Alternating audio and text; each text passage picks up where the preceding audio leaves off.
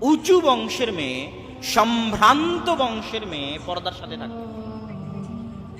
ইসলামে যারা দাসী তাদের চেহারা ঢাকার বিধান নাই। তো কোন দাসী যখন চেহারা ঢেকে বের হতো তখন ওমর রাদিয়াল্লাহু তাআলা আনহু চেহারা খুলে চলতে বলতেন দাসীদেরকে। কেননা চেহারা ঢাকা হচ্ছে, পর্দা করা হচ্ছে। কেউ যদি চেহারা ঢেকে পর্দা করে যায় তাহলে বুঝতে হবে উঁচু বংশের, স্বাধীন বংশের, সম্ভ্রান্ত বংশের সম্মানিতা, রানীর মতো সম্মানিতা একটা নারী যাচ্ছে।